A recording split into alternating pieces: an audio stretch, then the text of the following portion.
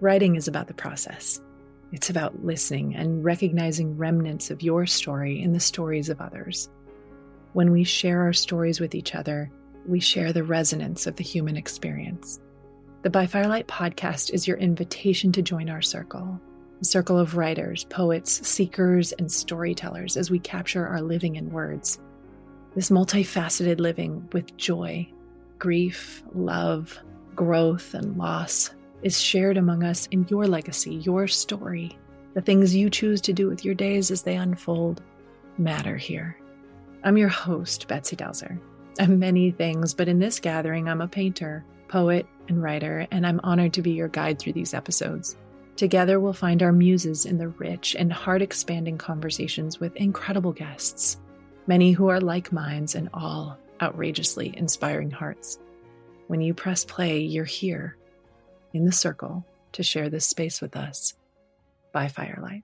Nathan started his career as a youth worker at a residential treatment care center, went into education as a life coach, moved into career college readiness coordinator and teacher, assistant principal, and helped open the first Purdue Polytechnic High School as the dean of culture. He was the co-author of the international bestseller, Hacking School Discipline, and founded the first restorative software tool to reimagine discipline practices in schools. High five.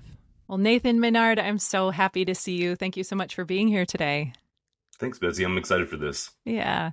A good warm-up question that I love to ask my guests is just to consider kind of looking back or looking forward. And I know you have a very rich history, but I also know you have a lot to look forward to. So what would your younger or older self want to tell us today?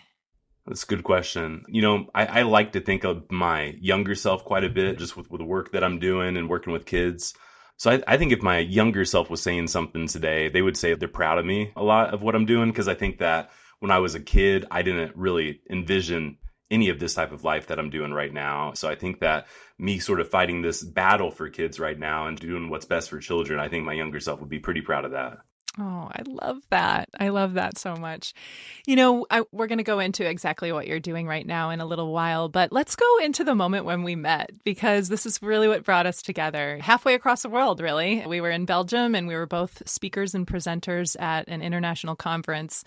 And I was there presenting with a co-presenter on the intersection of mindfulness and racial justice. But I remember attending your session and taking pictures of every one of your slides. I just loved it. And I remember thinking, oh, I really hope I can connect with this guy. So here we are years later. But at that time, where were you in your career and what were you up to? So that was one of my first really big speaking events. So I was really sort of just nervous, but excited. My book just came out, Hacking School Discipline, at that time. So I was excited to share that with experts and other people out there. But I was still a school administrator at that time. And I think it was year one of helping open up a high school, Purdue Polytechnic High School. So it was sort of a different type of high school model for underserved, underprivileged youth. But we were trying to reimagine what school was looking like. So it was giving me a really good sort of area to look at. What does discipline practices look like as the dean of that high school? So I was really in the weeds at that time from the Hacking School Discipline coming out, and then from where my discipline work was and how does this work in a high school. We were downtown Indianapolis. The building was right above the food court. We didn't even have our own school because it was brand new with everything that we're doing. So it was a really interesting time, and the environment was really playing into a factor. So I was really looking at what does this restorative practices look like in a way to build it into sort of processes and systems at the school. That is so cool. Now, if I can remember correctly, is it true that you have quite an interesting road to school leadership? Yes. Yeah. So I studied behavioral neuroscience at Purdue, and I started out as a youth worker in Lafayette, Indiana. So I worked in a residential treatment care center for my first 7 years, worked a little bit with education around the county that I was in, but it was helping the youth that I was working with, mainly involved with probation. What does it look like to re-entry back into the school system? And then sometimes it was the exit away from the school system too, and what's the processes around that? So that was my first 7 years, but it got me a little bit involved with the schools. And then from there, I went to a school, Goodwill of Southern Central Indiana, for high school dropouts. And I started out as a life coach there, which was helping sort of support students in their pathway, became a college career readiness coordinator, and then I became an assistant principal from there. And then when this high school was opening up here in Indianapolis, I moved from Lafayette, where I was at, to Indianapolis to help open up that Purdue Polytechnic High School. Wow, that is so cool. I just want to pause here for a moment to think about, I think one of the things that I see happen, and now this is my 24th year in public education, but I see us get really kind of locked into sort of a pathway of credentialing. Right. Mm-hmm. And so you do this degree, and then oftentimes, like when I was doing art education, I needed art and education. There was like multiple things that I needed to do to be qualified for a pretty low level entry art position. And I think now about what they require of administrators and just that pathway when teachers are at a place where they're like, I don't know if teaching is my thing anymore. I kind of want to think outside the box. Often that box leads them to administration. What I love about your story is that you kind of blow up that whole pathway, right? You did not behavior neuroscience at Purdue did not lead you to an MA or an MS in administration, anything like that. But you still were able, your life offered you that opportunity. Yeah, it was nice because I think that, I had a lot of lived experiences, and then I had also a lot of experience working with, students that had a lot of high needs. So I think that I was working with some just amazing leadership and amazing people around me that really recognized that and said that, hey, Nathan may not have all these, letters after his name, but he can really work with these kids that are, more complex and having different lived experiences and things like that. So I feel like I had the right people around me to really recognize that in me. And I really appreciate all that access and opportunity to get myself in the right fields. Because when I was the dean at that high school, the Purdue Polytechnic High School, it was my dream job. It was like, my alma mater school. It was working with the population I wanted to work with. I had amazing leadership all around me. It was just such a fun environment. But I think that if I took a different type of path, it may not have worked out the same way. And I'm really, really thankful for my path. It's so cool. It's such a kind of example of trusting the process, right? Sure. It really is. It's so neat. Let's go back a little bit into however much you want to divulge or tell us a little bit about you as a younger teen or a younger boy, because I know that this person's proud of you now, right? This former version of you is proud of you now. But I know that some of your incredible voice and perspective and worldview is informed by him and that version of you. What do you want to tell us a little bit about just the past and kind of why you're so happy to be where you are right now? Yeah, I just feel really thankful just to, be around. I grew up in an environment that was a little rocky, a lot of stuff going on. I had a 9 out of 10 adverse childhood experience score before the age of 13, which put my life in a lot of challenges. And, just looking at the people that were around me as a child too, and sort of seeing their pathways, I just feel very thankful and blessed for that. Middle school was my real critical time for me. That was when I started really going down a path of more trying to fit in and doing things around this, but wasn't really the best type of life that I was living. And seeing some of my friends starting to get incarcerated at that time really opened up my eyes a little bit. And then I also had a really amazing teacher that really shared with me like what the path is if I go to college and how that could be different if I don't go to college or if I do go to college. So my goal was still moving out of this community, but they showed me a different way to move out of the community than what I was sort of aiming for, which was dropping out of school and doing stuff more on my own and trying to figure it out. And I'm really thankful that I had that educator that was a mentor for me and really opened up my eyes for that. I think that looking at kids now and looking at pathways, a lot of times, you find a certain motivation for something. And sometimes us as educators, sometimes we push that back down and say, well, no, do this. Or yeah, you're good at that, but this is going to help you be successful down the road. And I think that my pathway is a great experience of how that changed for me. So, even now I'm writing my second book and I'm really focused on what does it look like around those different paths and those different choices. And I have some of my friends that's been in my life for a long period of time. One of my friends that started getting incarcerated when we were a kid, he's been incarcerated for over 17 years. And he tells people all the time, like, Nathan, you were the bad kid. And people told him to avoid me. And now look at like the pathways that I'm doing. So I think there's so many opportunities that come along with just certain one small choice and what that looks like. And I want to share that with other kids out there, that are younger and can understand that. But I think the best way to reach kids is to reach the educators. So that's why I'm really trying to empower the educators around how does it look like to connect with kids in a different way, seek to understand behind their behavior, really use the power of forgiveness when kids are acting out and letting them teach empathy through that forgiveness, and then making sure that every kid feels like they belong. Because when I was going through those adverse childhood experiences, like I felt very alone, and I felt very much like I don't know how to navigate this. So I would just act out a lot. So I feel like if we can give educators those tools, we're going to help the kids in the future in a huge way. Yeah, that is so powerful. Just the older educator in me is wondering, have you stayed in contact, or is that educator still with us on this planet? Do they know that you are who you are today? For sure. Yeah, I sent a message to them a long time ago around that, and let them know sort of how much that small conversation went, because I was just in in-school suspension at the time. And, they were telling me like, Nathan, do you want to stay here for the rest of your life, or do you want something different? And then opened my eyes up of what college could look like if I chose that path and what that would look like for me. So, I've shared with that quite a bit of what that looks like. And then I also speak a lot about this too when I'm doing my keynotes or doing big events, because I think a lot of times educators are feeling sort of beat down by kids like myself when I was a kid that was acting out and sort of being the class clown. I had ADHD, so I had like impulsivity type issues going on. And I feel like sometimes they just feel beat down and like, okay, well, what's the path of success look like? Or am I just taking all this harm on myself and nothing's going to change? And I want them to understand that like one small decision and one small connection with a kid can make lifetimes of changes. Because, even with the work that I'm doing now, it's impacting millions of students around the world. Like, I mean, I feel extremely blessed from that. And that was from one small change with that conversation. So, I mean, I feel like it's a really living, breathing example of how that looks to just understand your students and to really focus on that relational based practice with them. I probably pass students in in-school suspension at least weekly in my role. And I will think of this, of just the pause and the power of that when I see students in that space. I'm wondering how you informed yourself, or how you got connected and thought about this book, Hacking School Discipline. So if I recall, you were kind of partnering with another school expert. And how did that become kind of an idea or passion of yours to write your first book? Yeah. So it was an interesting time. I never had any aspirations to write a book at first. Now I love writing, love doing this type of stuff. But I was just a school administrator at that Purdue school, and we hired a gentleman by the name of Brad Weinstein. He came into our school, and he was on our district staff.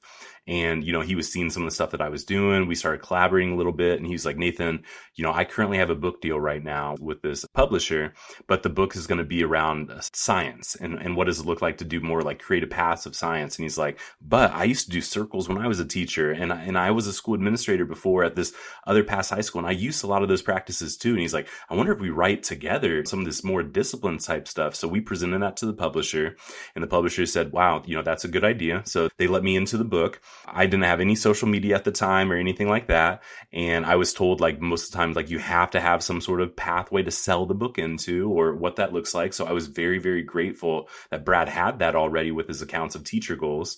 And then the publisher took the chance, and we decided to collaborate together on that book. And Brad helped a lot with sort of what he used to do as a teacher for several years. Cause like I taught a little bit as a college career readiness coordinator. I taught some high school pathways type stuff, but I wasn't really an in-classroom teacher like he was for 10 plus years in a middle school. So he took those lived experiences. I took mine from sort of the discipline side. We combined those, and I think we came up with some really, powerful things to help educators. I love that. Let's go into hacking school discipline. What did you find? How can we hack school discipline? I think the best way to hack school discipline is to really focus on, you have to have something where you're censoring students where they care. And I think what we want them to care about a lot is the relationships and the understanding of other people. I think the best way to hack, anything with school discipline is building empathy with each other. I think society as a whole, I think young students, even my son who's 10, like it's all around, how does your behavior impact other people? And when it hurts someone else, how does that hurt them? why did that hurt them? And how can you fix it with them? So I think a lot of times we want this sort of magic bullet of curing discipline issues, or, oh, you got that kid like Nathan that's impulsive and yelling or walking out of class or doing this stuff. Like, what can I do to hold them accountable? And like, accountability is huge. Consequences are huge, but it's more about the relationship. It's more about that environment. I feel extremely strongly working now in 20 plus countries, 36 different states, that fear-based discipline does not work. Fear-based discipline creates more of a disconnection. It may feel like it works in the moment, but I think the best way to hack school discipline is to remove a lot of that fear away from it, seek to understand, building empathy and building relationships. You're speaking my language, because you know I'm in the restorative vein as well. I want to break it down even further. What to you does fear-based discipline like really look like, sound like, feel like what is an example of that you're saying, like, move away from that? Yeah. So I was just speaking to an educator recently that used fear-based discipline for a long time, for several years, and it's not been effective. Some of the stuff that would happen, this gentleman was telling me, like, he would go back to his classroom and sometimes his pencils would be broken. Sometimes the caps on his markers would be opened up, and he gets really upset when his markers would be dried up and the students would know it. So he said, when I would see that stuff, he goes, I would just feel so mad and I would just yell. I would just yell at the students and I would just say, like, what are you doing? Or stop it, or like getting in the students' faces. And he was like, but it wasn't working. So every time he would do it, he would come back and they would prank him again, or something else would continue to happen. So what I told him was, what you're trying to do is something more fear-based. And he shared with me that that's sort of how he was raised when he was younger, as someone would get in his face, yell at him, he would be afraid, he wouldn't do that behavior again. And when I started to dig in a little bit deeper, because it was right after I did a speech and he was coming up and he was talking to me, he said, you know, this person was a parent of his. And I said, okay, so then you had a relationship with this person. So when they were using that fear towards you, there was still this relational piece of, this person cares about me, so it may not be as scary as someone from the outside. So for him, he was using something that was just reliant upon his past lived experiences, as well as something that he felt like was going to stop the behavior. And it was a lot of his self-control. So I said the best thing to start out with was to understand your triggers, to understand your cues of your body. What is your coping skill? And I was like, if you can control yourself, then you can start to control the students in that classroom a lot more, because what you're doing is obviously being gamified. It's not successful. For kids that have like high amounts of trauma, you might be triggering them a lot more in those types of situations. And it was really powerful that he was open to hearing this stuff. And he was asking me about it. And he even said at the end, he's like, Nathan, do you think it's too late? And I said, it's never, never, ever too late. And I said, that's the power of forgiveness. I go, it's really important for you to, when something like that happens, because we're all humans, we all make mistakes, to go up and say, hey, I learned something different. I shouldn't have been yelling like this. I really didn't appreciate when people were breaking my pencils and opened up my markers. But, you know, this is why this affects me. It makes me feel blank. And in the future, can we do this? And it doesn't take away the consequences that are needed to sort of change and build up that empathy around things. But he was clearly using a fear-based approach to try to get a change of behavior, and it wasn't effective. And this conversation was like 2 weeks ago too. So like, again, it's still, you know, educators still fall in that trap sometime of, this is how I was raised, this is how I think kids need to change, but kids just don't respond to that fear-based approaches anymore. Yeah, let's lean into that, because this is so true and so poignant in that what you touched into here is his original concept and idea of authority, right? His original understanding and lived experience of respect. And I think what happens so frequently is we very often, even unconsciously, carry that into the spaces where we are the presumed authority, or we are the presumed person to be respected. Okay. And I see this real frustration rise up in educators, because while I don't have necessarily experiences that I'm thinking of that are like prank oriented, I have just kind of some what would qualify as sort of like profanity, right? Yeah. I have just maybe talking over the teacher, talking to the friends, disregarding what the teacher's saying. And that element of, you know, kids should, you know, I hear the teacher just get so frustrated, like kids should fill in blank. Or I hear all the time, I'm sure you've heard this, you know, if you had $1 for every time you've heard this, right? But when I never would have when I was a child. Right? Like, what do you do to help coach out that person or that mindset of back in the day, I never would have, or kids these days really should fill in the blank. What's your thought on that?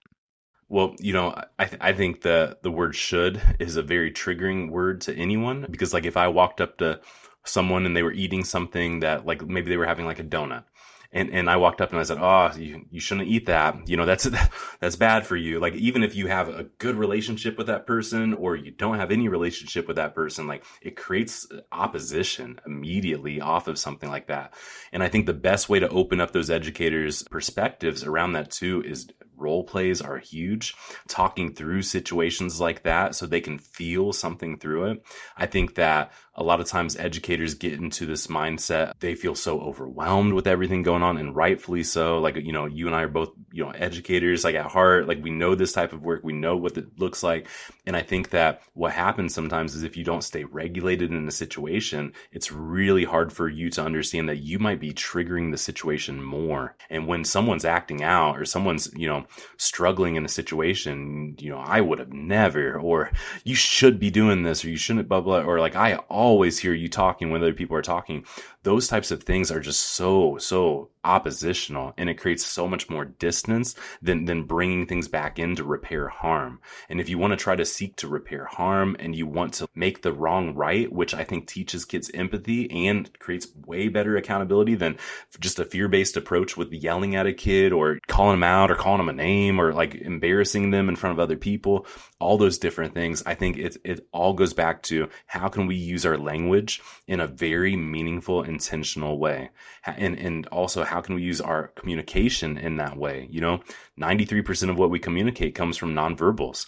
Kids like myself that had high trauma scores, we can pick up on micro expressions a little bit quicker than other people. And we can hear by the tonality of your voice, like, are you mad at me right now? Or is everything okay? And I think that it's really important for educators to understand that their powers and how they communicate.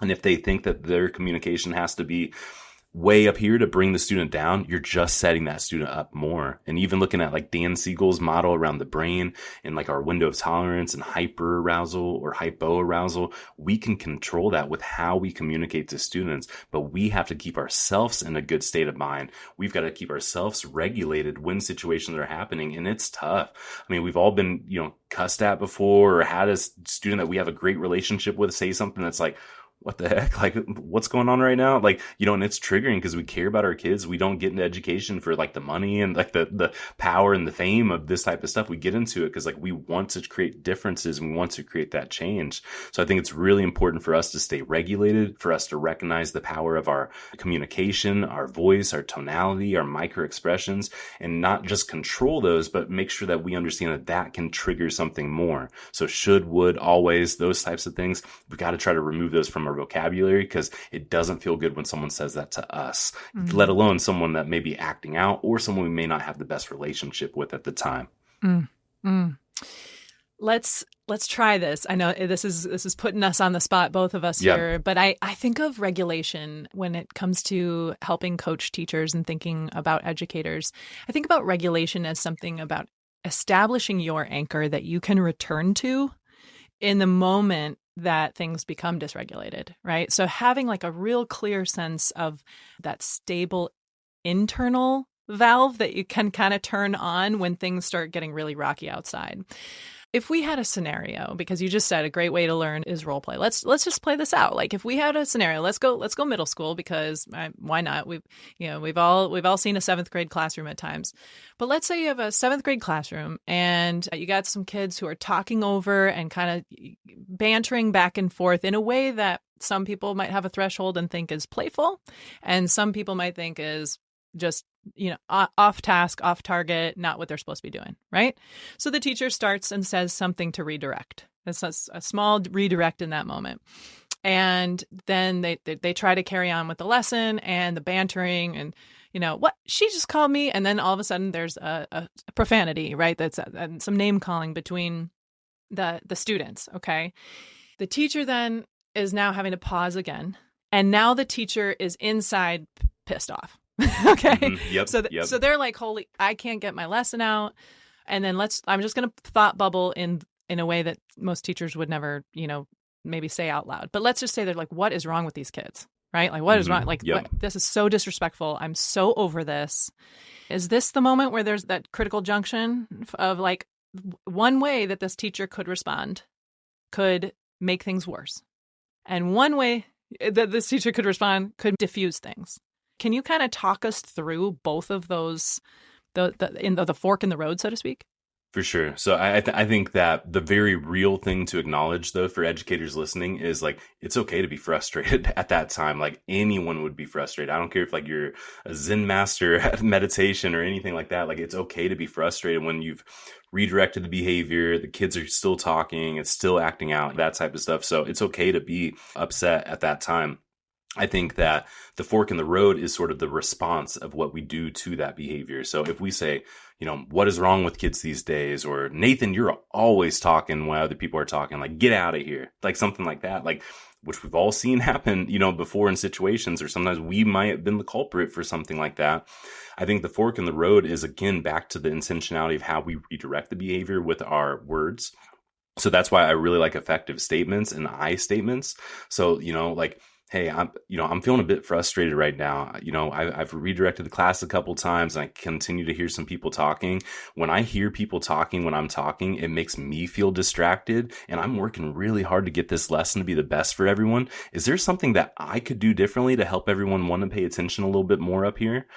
Is probably the best thing that you could say, because in that time, what you do is you talk about how you feel, you still address the behavior head on, and then you also do something that the students sometimes aren't expecting. And you say, can I do something differently? And again, maybe we have nothing that we could do differently. It is like we are being the most engaging, best teacher in the world, and these students are just talking for whatever reason. Maybe they have their phone out for some reason underneath the desk, and they're texting back and forth, and there's some drama going on, and it has nothing to do with us at all. And it's really tough to compete with the phone in schools, no matter how engaging or great of a teacher you are. But again, by switching the narrative to say, what could I do differently to help everyone want to pay attention? You're creating this sort of social pressure based on the feelings of the disruption it has towards you.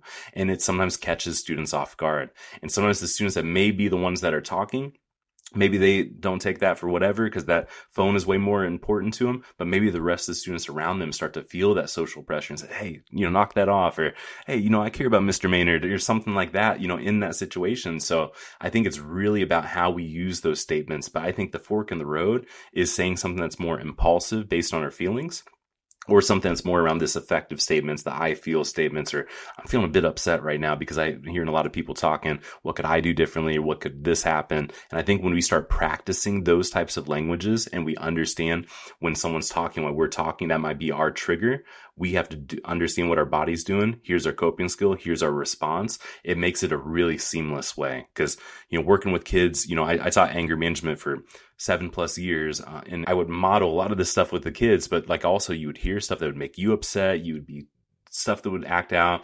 One time I was teaching like a parenting thing with families that were on probation, and this gentleman, every time he'd come into my class, he would take his chair and he'd turn it up against the wall, because at the time I wasn't a father at the time, and he's like, you can't tell me how to raise my son because you're not a dad yourself. And I respect him for that. I may have felt that way too, but like every single time he would turn his chair around, I would feel triggered. So I would be like, I gotta take a deep breath because I can't get upset about something like that. So I think it goes into a lot of like, how can we keep ourselves regulated? But I think the tool of keeping ourselves regulated and the strategy is around those I feel, effective statements. So then you can communicate effectively with the students to understand how that makes you feel, which is teaching empathy. Yeah. Yeah, that's brilliant. It's really brilliant. I think about the key to like class culture being maybe something like my first instinct when I'm thinking about class cultures I've been responsible for or have been coaching is around like community agreements. Like really when you're getting to know the kids, really getting to know them as individuals, really trying not to identify or even call them like by students or like by group names, like I hear, seventh graders, it's time, and I'm always coaching teachers like, hey, let's use individual names. Let's know each an individual group that we're talking to, because when we say something like, hey, seventh graders, all of a sudden it doesn't become about the kid. It becomes about the group. And I think that there's a way to depersonalize it as an adolescent. Like, well, this ain't my problem because I don't even want to be in that group that she just called out. Do you know what I'm saying? So For sure. I think about just how we address the group on the very beginning, but then continuously, and then how to come together in the early days and say, hey, how do we want to learn together? What do you need? And this is what I need, and kind of co-creating those agreements. Is that something that you've seen as an effective strategy? Yeah, absolutely. I wrote about collective commitments in hacking school discipline, and collective commitments are exactly that. The gap that sometimes with us as educators is sometimes we may be saying one of these commitments, but maybe it doesn't mean the same thing to everyone in that class. For example, like the word respect. I go to schools a lot, and I talk to a lot of educators before, you start to support or you offer any type of support, and you want to, one, just understand what's going on. And I hear a lot of, well, these kids are just disrespectful. These kids are continuing to be, disrespectful, or they're getting worse, more disrespectful. But then when you start breaking it down and you said, okay, what does respect mean? What does the acts of respect look like? A lot of times people don't understand what that may mean, as even the adults in the school, let alone the kids, may not know what respect means. So you might have a collective commitment that says, like, I am respectful to my classmates, or be respectful to each other. And it might have like a, shiny poster or something there, but do the kids understand what does respectful mean? And is it a definition that has also been collectively came up with and co-constructed? Because if I say respect means blank, blank, blank, and then, I'm raised, on the streets, and I think that respect means like, you do this, you do this, you do this, our definitions may never align. And if you don't practice that when you're going over those collective commitments, like, the kids may not understand what that culture truly needs to look like and feel like. Because I feel like a lot of these kids, when they're in school, I don't think they go into it thinking like, oh, I want to be like a terror, and I want to like make teachers hate me, and I want teachers not to can't wait until I leave the classroom, something like that. Because even myself, like, that was never my intention. But again, like, I was in an environment and outside of school that put me in a mindset to go into the school and look at it as more of a playground. But if I understood it as more of a, okay, if I hurt someone else or I do this to them, this is how it impacts other people. Those agreements are my framework. Those are something that's going to teach me what that looks like. And even in the workforce or in the college down the road, we have to understand how our behaviors impact other people. I talk a lot about classrooms are just like this micro ecosystem, and like everything belongs there. Everything's got a place for it in that classroom. But us as the educators, we get to facilitate what that micro ecosystem looks like, but it's got to be around something that's collectively came up with, and we've got to power test it. We can't just say be respectful, define it, and then never talk about it again. It might be something we need to talk about every single day, every single morning. All right, let's go around the room. Betsy, what do you think about what's respectful mean to you? Like, and just continuing to co-construct what that means. So then we're learning through that behavior instead of it just turning into something that was a rule, now an expectation, but it's still not defined clearly. Yeah, like the yellowed paper that just sort of like sits stuck to the wall from week 1. Well, then you're at like day 100 and you're like, oh man, I can't agree more. I mean, there's so many times when I've wanted to just like break into a round of applause for what you're saying, because I think that the daily check-in, right, and the daily grounding, it's almost like setting an intention for the day. It's a practice that teachers can participate in. And oftentimes what I would do is have the slide, kind of a welcome slide coming into my room, and then the second slide was the agreements that we had all written, right? And then I would just say, what's one that you are going to pay extra attention to or agree to today, right? So that it's not a list of 5 and you don't feel so overwhelmed, but just pay attention to one, And then with that, for me, it became a strategy where I could say, hey, like, Jonas, are you, fill in the blank? Like, I would just like align his choice that he was making in the moment to fly a paper airplane when I said it was a no-fly zone. Hey, I'm down with origami, but we're in a no-fly zone, Yeah. And It's like, are you, looking at our agreement following this one? And it was, oh, hey, Delzer, sorry. No, I'm not right now. My bad. And there was just that quick exchange where I could use that commitment or the agreement to just set them back on track. So belonging is something that schools seem to be like, I could use the word obsessed with, right? Like, it is, I feel like it is, as much as school professional developments have included Simon Sinek's why, like, know your why, that's become quite a phrase. But so has this idea of belonging and sense of belonging. Can you unpack your idea of what does sense of belonging mean to you? Well, I think a sense of belonging goes into the perspectives of each individual to understand how they belong in a complex environment. I think belonging doesn't have to be a super complex statement or a thing, but I think the sense of belonging is how can we really make sure we understand, do kids feel like they belong and to go through something? It's something that my current organization, High Five, does a lot of work around. So we came up with our 6 different evidence bases through lit reviews, and we quantified what is our belonging indicators in school. So trauma informed, that's a belonging indicator. What does trauma informed truly mean around this type of work? Restorative practices, that's a belonging indicator. How can we sort of get something set up for this and we continue to work through this? So I think when you're looking at belonging, it is such a, it's an easy buzzword because everybody wants to feel like they belong. And I think every educator wants every kid to feel like they belong. But when you act out, do you still belong? When you have a trauma response, do you still belong? And sometimes you may not be in the right environment at that time. Accountability looks differently. We have to hold kids accountable with high levels of accountability, but we have to do it through this nurturing perspective at the same time. So I think belonging is something that I'm extremely passionate about because back to when I was younger, I struggled with a lot of, stuff going on. And, I had a suicide attempt when I was 13 years old and I'm very blessed that it didn't go through, but, I felt very alone at that time, but yet I was around people all the time, so like when I break down now as a fully regulated, healed adult, I look back and I say, okay, what was it? And it was that I didn't have a sense of belonging. I belonged, but you could easily say like Nathan participated there. Nathan, came to school that day. Oh, Nathan, he responded with a smile on his face there, but I didn't have a sense of belonging at that time. So that's why I'm really passionate about what does it look like to quantify this so schools can duplicate this and make sure that we don't have kids that were struggling like I was struggling and then maybe takes the action like what I took, which I'm grateful it didn't happen, but sometimes it does happen. And I'm very passionate about stopping that. Wow. Is belonging, just see if you can correct me or set me straight, is it something that indicates it's a place where you want to be, or not always?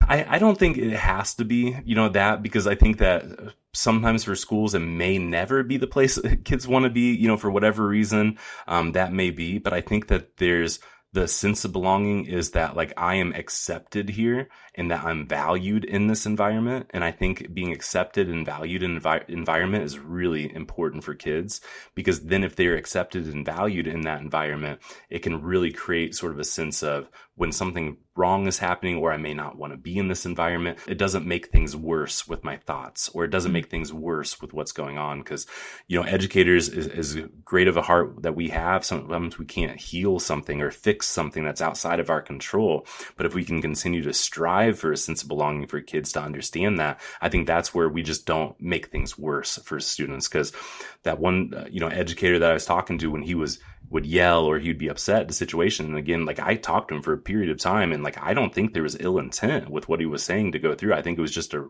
regulation thing and lack of the skill that he developed just yet. But he may have been making things worse for the kids that were struggling like myself up there. Mm-hmm. And, you don't want to push that on any type of educator, but I think that we can take actions towards, again, striving for the acceptance in that environment and how can kids navigate that in their lives, because when they're in a challenge, they've got to be able to fit in somewhere. And sometimes in the home, I didn't feel any sense of belonging there. So like I needed to find that into the school, and I did find it in the school in different paths. But then I joined a gang when I was younger, because that gave me a lot more sense of belonging than anything else the schools could ever do. And I think that I start to see those push and pull factors for criminality a lot, doing a lot of work and seeing this stuff in schools, outside of schools. And I think what us as educators can do a lot is just increase the environment where belonging can matter, increase the environment where we can show that students like you belong when you're around me, whatever that looks like. Even John Hattie's work, greeting a student at the door, increases the engagement by blank amount of percentages, but it also shows those kids like you matter when you're around me and I care about you and I'm excited to see you today, because like those are small little factors that can change sometimes those bigger thoughts in our head. Oh, you're so right. A story is coming to my mind that I think you'll love, and I'll go ahead and tell it. It's a story of a middle schooler, And so I was looking for examples of restorative practices in middle school classrooms. Okay. And so this one teacher said, hey, come on down. I'm doing a circle today, So I came down and I took some pictures of the circle with their permission, and it was cool, just watching it for a few minutes. They were really connected. You could tell the teacher was bringing her whole heart into the space. A couple days later, I received an email from my boss because I had sent over the pictures that they were kind of putting together a little write-up, a little board report, I believe, on restorative practices. Well, there was a young man in the picture who was flicking me off. Okay, yeah. So he wasn't trying to be mean. He wasn't trying to be rude. He was just trying to be, funny. Okay. Mm-hmm. And so here we were. It had slipped my editor lens. I just was looking at the whole group and this kind of connected thing. And there was just this little bird flying in the corner. Mm-hmm. Right. Yep. Well, my boss, who's looking with the editor lens, sees the bird flying and says, hey, I'm not going to be able to use this picture. Do you have any other ones? Because we got this bird. So then I'm like, oh man. So I go down to the classroom and I just tell the teacher, I'm like, hey, I was like, do you notice anything? She's like, no, I don't notice anything about the picture. I said, oh, well, look right here. She goes, oh man, And so I said, how do you want to deal with this? Because at the time I was an administrator and it's part and parcel to the job is having these conversations with kiddos. But the teacher said, no, you know what? I got this. I'd like to have a chit chat with the kid. So I just kind of peeled myself back to be an observer with her permission. And the next time they saw each other, she pulled him into the hallway and she just kind of said, hey, look, I remember that other day when so-and-so came in, took the pictures of our circle, et cetera. Is there anything you want to tell me about some choices that you made? Is there anything, And right away the kid was like, oh, well, and she actually did exactly what you described earlier. She said, I'm going to be really honest. Like, I feel, and she started telling him how she felt.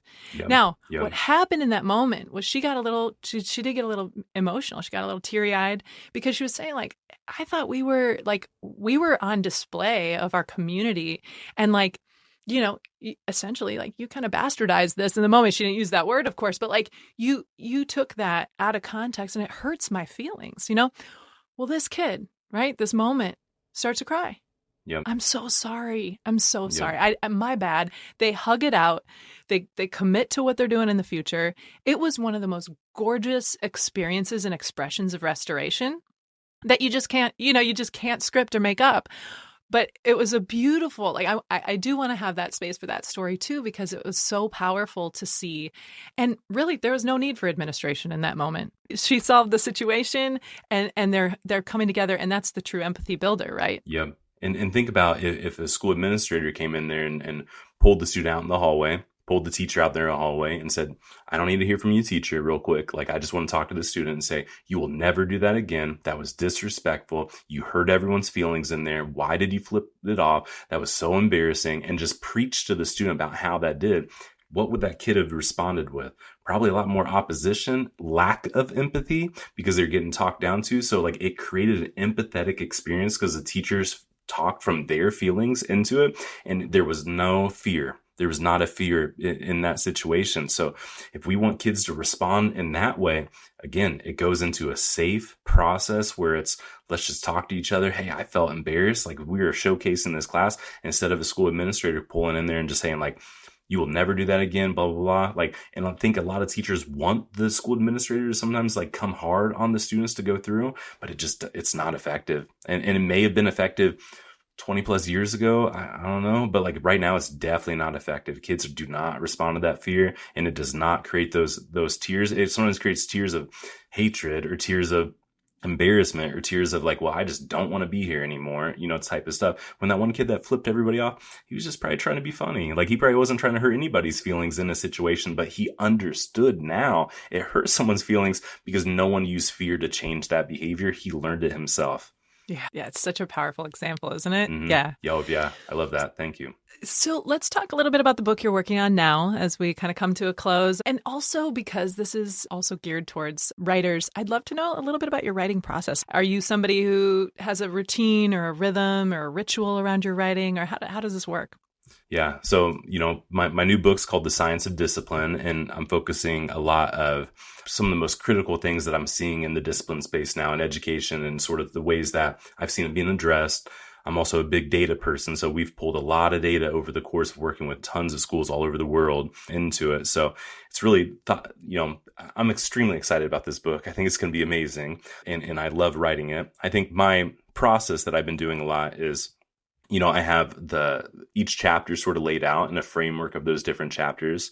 And then each one of those chapters, I have sort of the frames of what I feel like people are going to resonate with. And I made that across all the chapters. And so like, that's been helpful. And then I have like my little stuff that I carry with me. So like I have like diagnosed with ADHD, a little bit autism too. So I carry like little rocks and stuff like that everywhere I go. And I've always got my little trinkets around with me. So right before I start writing, I always put all my favorite things around me. And the one thing I always carry with me when I'm writing too is I have this like little chess piece, and it's like this queen chess piece. And my grandfather, who was an immigrant from Italy, never had anything and helped raise me. One of the last things when he was buried, I gave him one of these chess pieces, and I kept one of these chess pieces. So I always keep that with me too, because I'm like, Grandpa, I'm keeping your name and doing something different, because he talked a lot about when his family came over from Italy, how they wanted to make something of themselves. So it gives me a lot of passion. So I have my little trinkets, I have my framework, and I have my passion right there, that little chess piece, and it helps me really stay focused and understand like I'm doing something for the good. Like I'm trying to get this stuff out there. So it helps motivate me. And I use my headphones a lot when I write too. I put sort of like music that's more like a trancey type music on there, whatever that may be, and it keeps me sort of going in that space a lot. I get all my favorite drinks around me too. And, like if my son's around, I'm like, hey, Ash, I got to check out for a couple hours. I give him some activities to do, but typically I write in the evenings. It's my creative time. Is it just on your laptop? Do you write by hand? What's your process like? Yeah. So normally it's just my laptop is what I'm doing. But for the last probably 4+ years, I've written all over the place. I have little notebooks all over, and I have like little notepads on my phone. And then what I did for probably about 3 months straight is I just brought all those things together, and I got all my notepad. I would find different pieces, because traveling around and doing it, like, I truly believe iron sharpens iron. And like, there's so many amazing things that I've heard from educators that I did not come up with, that like, I'm just like, wow, this is special. And I've written those types of things down. I've came up with them. So I took all those things and I've sort of quantified them into one spot. And then from there, then I just start going. And then sometimes I start fresh too. Like I'll be on a chapter and I'll get sort of stagnant on something. And I have like this voice recorder that I use, and I'll just go there and I'll just sit down on my beanbag and I'll just start talking about a story that happened when I was a school administrator, or about a situation I remember when I was at a really tough school and I was doing consulting work with them and we changed something. And then I go through and I listen to that recording again and like look at the transcript. I'm like, yeah, that's good. Let me pull this. So I sort of push and pull different sort of processes through to get the best out there. That's so cool. That is so cool. When do we expect the second book to launch into the world? When will we have it in our hands?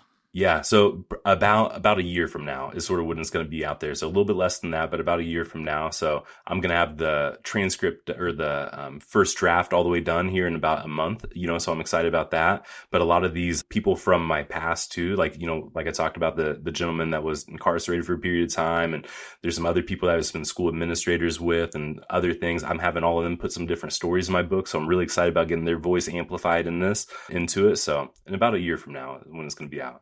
So it's a process, right? It's a long process. Yeah, it doesn't happen overnight. Yeah. No. Yeah. What do you want to tell us about High Five, or anything that might help, just kind of speaking of amplify your platform? Yeah. So High Five, what I really focus on with that organization, and I'm the CEO and founder of the organization, is creating connected school communities. I think that a lot of times in the discipline space, we look at tracking systems and ways to like, how do we see how many times this kid acts out and what this stuff looks like. I've tried to create a sort of a suite of tools and this ecosystem of resources for educators to be able to navigate different things. So that may be classroom misbehaviors. We developed like this in-school suspension curriculum that's just amazing. So when kids come into in-school suspension, just like that was a powerful time for me, they have time to reflect on their home life, their current life, what's going on, what their behavior was when they were doing something, what's their thoughts, and they create a plan of action with it. And then we also have some other different things too. We do a lot of trainings and professional developments and speaking events. So it's really just a suite of services around discipline, but also it's just really focused on creating those connected school communities as a whole.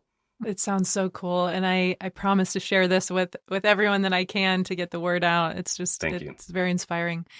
I want to think about, just as we close here, maybe just like a deflated, exhausted educator. who might be, here we are, at the time of this recording, this is kind of the doldrums of winter, where the summer still feels real far off and the start of the year feels like eons ago. What do you think we can do to support or uplift or inspire somebody who is just not feeling effective in their job, not feeling like they're attending to the behaviors very well, or not even really sure that they're creating that sense of belonging? What's a word that we could sort of leave them with? Yeah. I would say, like, what I would focus on a lot is I think sometimes we start to almost not look at kids as like little developing humans anymore, that like every single interaction that we have with them is developing them in something, in a place. And I think that a lot of times when, because I felt beat up a lot, especially when I was a youth worker, like I would go home and I'd just be like, wow, like, I would have another, loss of life or another incarceration or another this. I'm like, what am I doing? Like, and I would feel so beat down a lot, during that time. And I was young. I started as 21-year-old, doing this type of stuff. But I started to realize too that like every one of our interactions that we do that's positive towards someone is like something that could make or break something, could make a huge impact for students. So I would say one, just like give yourself like the pat on the back. Like you're an educator. You should feel proud of yourself. Like you're trying, you're with kids every day. I know people that are extremely smart, but they could never, ever be a teacher. They could never, ever be an educator, before, because like working with kids that are complex or just kids that just constantly need something go through, like you should be courageous. Like we should celebrate our educators. So I know it's, a lot of people say, sort of the buzzwords and like, oh yeah, like you're doing great, but like truly you are. I mean, like, because there's kids like myself that I could have went down a path that would have been way different than I am. And now I'm making huge changes around the world, and I will always continue to make those changes. So I would say any educator out there, like, thank you. You're brave. You're amazing. Like, just continue doing it. We all make mistakes no matter where you are in your life. So when those mistakes happen, just fix it. Own something, go through something with them. But like, I think educators that are feeling beat down right now, they should feel proud still, because they're working with complex kids and they're developing humans.